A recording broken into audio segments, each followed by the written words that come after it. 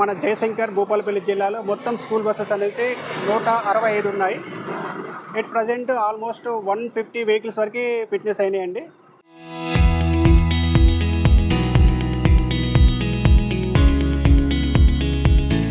ఇంకొక 15 వెహికల్స్ అనేది ఫిట్నెస్ కాలేదు.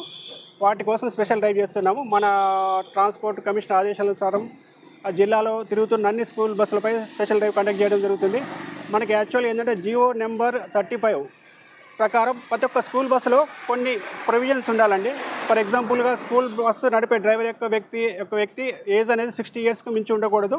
అదేవిధంగా అతనికి హెవీ వెహికల్ నడిపే ఎక్స్పీరియన్స్ అనేది 5 ఇయర్స్ మినిమం ఉండాలి. అదేవిధంగా ప్రతి ఒక్క బస్సులో ఫస్ట్ ఎయిడ్ కిట్ ఉండాలి.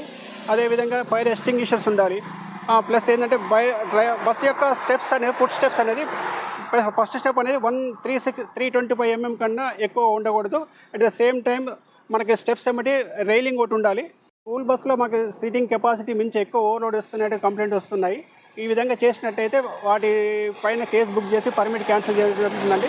కాబట్టి ప్రతి ఒక్క స్కూల్ యాజమాన్యానికి తెలియజేసుకునేది ఏంటంటే స్కూల్ కెపాసిటీ మించి ఎట్టి పరిస్థితుల్లో చిల్డ్రన్స్ మాత్రం దాంట్లో ఎక్కించకూడదండి.